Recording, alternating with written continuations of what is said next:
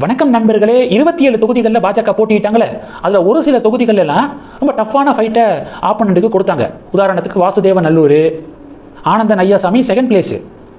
அவர் ஜெயிச்சிடணும் அப்படின்னு பாஜக தொண்டர்கள் விரும்பினாங்க ரொம்ப. ஆனால் டஃப்பான ஃபைட்டை கொடுத்து செகண்ட் பொசிஷன் வாங்கியிருக்காரு ஆனந்தன் ஐயாசாமி. மொடக்குறிச்சியில் கிருத்திகாக்கா செகண்ட் பொசிஷன் வாங்கியிருக்காங்க. அவங்களும் ஒரு டீசெண்டான ஃபைட் கொடுத்தாங்க. முக்கிய புள்ளிகள் அப்படின்னு பெரிதும் எதிர்பார்க்கப்பட்ட தமிழிசை, வானதி, ப்ரொஃபஸர் ராமசீனிவாசன், நயினார், எல் முருகன் இவங்கெல்லாம் படுதோல்வி அடைஞ்சாங்க. இந்த 5 பேரும் தான் மெயினாக அதிமுகவோடு மறுபடியும் கூட்டணி வைக்கணும். தனித்து களம் கண்டாலாம் நம்ம எம்எல்ஏ ஆக முடியாது, டபுள் டிஜிட்டில் சட்டமன்றத்துக்குள்ளே போக முடியாது. ஏடிஎம்கே பிஜேபி கூட்டணி இருந்தால் மட்டும்தான் நிறையா தொகுதிகளில் ஜெயிக்க முடியும், பிஜேபி அப்போ தான் வளரும் அப்படின்னு இந்த தியரியை பாஜக மேலிடத்துக்கிட்ட கொடுத்து ஒப்புதல் வாங்கிட்டாங்க. ஒப்புதல் வாங்கினவங்க எப்படி பெர்ஃபார்ம் பண்ணியிருக்காங்க அப்படின்னு ஆய்வு செஞ்சு பார்த்தா பேத்தட்டிக்ங்க. தமிழிசை அக்கா இது அவங்களுடைய 7வது தேர்தல் அப்படின்னு சொல்கிறாங்க. 7வது முறையும் தோல்வி அடைஞ்சிருக்காங்க அப்படிங்கிறத பார்க்குறோம். மயிலாப்பூர் தொகுதியில் போட்டிட்டாங்க, 3வது இடத்துக்கு தள்ளப்பட்டிருக்காங்க தமிழிசை அக்கா. கவர்னர் பொறுப்பில் இருந்து மறுபடியும் எலக்டோரல் ப்ராசஸ்க்குள்ளே நான் நுழைகிறேன் அப்படின்னு பதவியை ராஜினாமா பண்ணிவிட்டு தென் சென்னை தொகுதியில் போட்டிட்டாங்க. கடந்த முறை செகண்ட் பிளேஸ் வாங்கினாங்க. அப்போது என்ன பேட்டி கொடுத்தாங்கன்னா, கூட்டணி இருந்திருந்தால் இந்நேரம் நாங்கள் ஜெயிச்சிருப்போம், 2வது பிளேஸ் வாங்குறவங்களா நாங்களாம்.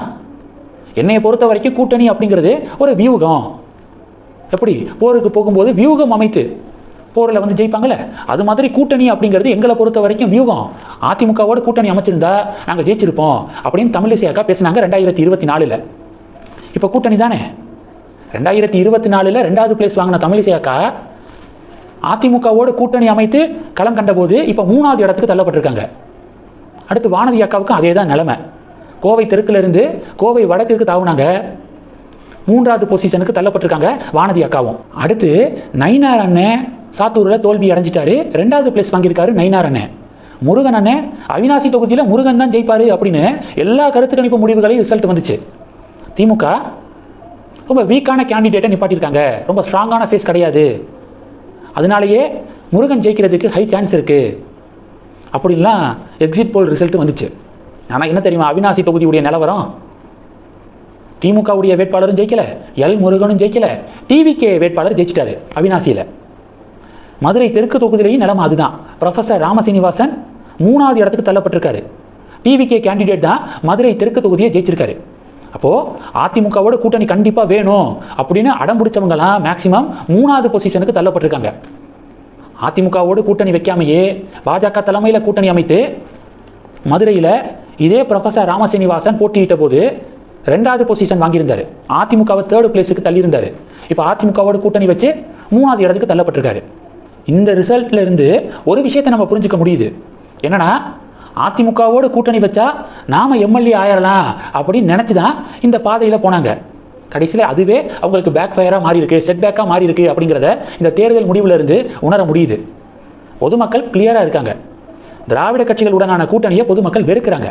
எங்களுக்கு தேவை மாற்றம் அப்படின்னு சிந்திக்கிறாங்க. அதனால தான் டிவிகேவுக்கு அவ்வளோ ஓட்டு குத்திருக்காங்க. அண்ணாமலையுடைய ரூட்டும் மக்கள் சிந்திக்கிற ரூட்டு தான்.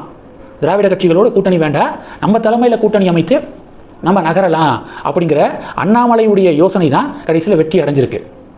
அதிமுகவோடு கூட்டணி வேணும் அப்படின்னு அடம் பிடித்தவர்களுடைய பாதை தோல்வியில் போய் முடிஞ்சிருக்கு அப்படின்னு சொல்லிட்டு இந்த வீடியோவை முடிக்கிறேன். அதனால் இப்போ இந்த அதிமுகவோடு கூட்டணி வேணும் அப்படின்னு அடம் பிடிச்சவங்களாம் இனிமேலாவது தயவு செஞ்சு அண்ணாமலைக்கு அண்ணாமலைக்காக வழியை விட்டுட்டு நீங்கள் ஒதுங்கிருங்க, மீதி அண்ணாமலை பார்த்துக்குவாரு அப்படிங்கிறது ஒவ்வொரு தொண்டர்களுடைய ஃபீட்பேக்காக இருக்குது. தொடர்ந்து கணக்கில் இருங்க. அடுத்தடுத்து நிறையா பதிவுகளை பார்க்க போகிறோம். நன்றி. ஜெய் ஹிந்த்.